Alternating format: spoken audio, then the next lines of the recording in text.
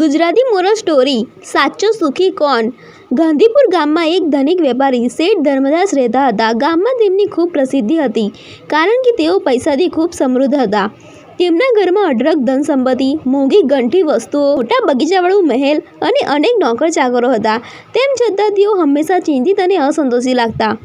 એક દિવસ એક મહાત્મા ગામમાં આવ્યા. ગામ લોકો તેમની બુદ્ધિ અને શાંતિ માટે ખૂબ આદર કરતા. શેઠ ધર્મદાસે વિચાર્યું કે તેઓ મહાત્માજી પાસે જઈને પૂછે કે સાચું સુખી કોણ? શેઠ મહાત્માજી પાસે ગયા અને પ્રણામ કરી પૂછ્યું, મહાત્માજી, મને બધું છે, ધન, ઘર, વાહનો, નોકરો, છતાં મન અશાંત રહે છે. તમે કહો, સાચું સુખી કોણ?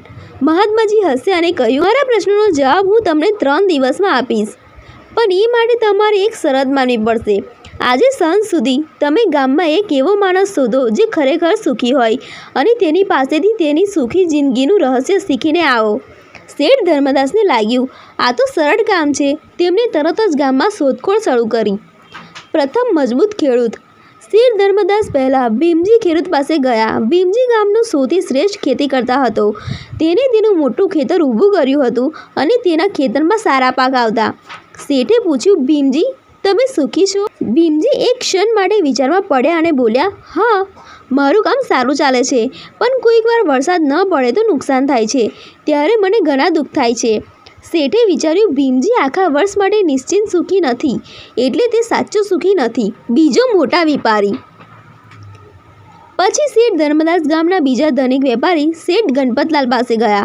તેઓ ખૂબ પૈસાદાર હતા. શેઠે પૂછ્યું, શેઠજી, તમે સુખી છો? શેઠ ગણપતલાલ ચિંતાભર્યા અવાજે બોલ્યા, હું તો હંમેશા ચિંતિત રહું. ક્યારે વેપારમાં નુકસાન થાય, ક્યારે મુસીબત માટે લૂંટારા, ઈર્ષાળુ લોકો અને શત્રુઓથી હંમેશા ડરતો રહું છું. શેઠ ધર્મદાસે વિચાર્યું, આ પણ સાચો સુખી નથી. તૃતીય ગરીબ મજૂર. છેલ્લે શેઠ એક ગરીબ મજૂર શિવાનંદ પાસે ગયા. શિવાનંદ દરરોજ ખેતરમાં મજૂરી કરતા, પણ હંમેશા હસતા અને ખુશ દેખાતા. શેઠે પૂછ્યું, શિવાનંદ, તું સુખી છે? શિવાનંદ હસીને બોલ્યા, હા, હું ખૂબ સુખી છું. મારી પાસે બહુ ધન નથી, પણ મને રોજનું કામ મળે છે, ભોજન મળે છે અને પરિવાર સાથે આનંદથી જીવવું મળે છે. મેં ઈર્ષા, લોભ અને ચિંતા છોડી દીધી છે, એટલે હું હંમેશા ખુશ રહું છું. શેઠ ધર્મદાસ આશ્ચર્યચકિત થઈ ગયા. સુખ માટે ધન, દોલત કે મહેલની જરૂર નથી. સાચું સુખ તો શાંતિ અને સંતોષમાં છે. મહાત્માજીનો ઉકેલ. શેઠ ધર્મદાસ મહાત્માજી પાસે પાછા ગયા અને પોતાના અનુભવ વિશે જણાવ્યું. મહાત્માજી હસ્યા અને કહ્યું, સાચું સુખ ધનમાં નથી, તે તમારા મનની શાંતિ અને સંતોષમાં છે. જો તમારું હૃદય શાંત અને નિસ્વાર્થ છે, તો જ તમે ખરેખર સુખી બની શકો. એ જ દિવસથી શેઠ ધર્મદાસે માત્ર ધન એકત્ર કરવાને બદલે જરૂરિયાતમંદ લોકોને મદદ કરવાનો સંકલ્પ કર્યો. એ દિવસે તેઓ ખરેખર સુખી બન્યા. વાર્તાનો બોધ. સાચું સુખ ધનમાં નહીં, પણ સંતોષ અને શાંતિમાં છે.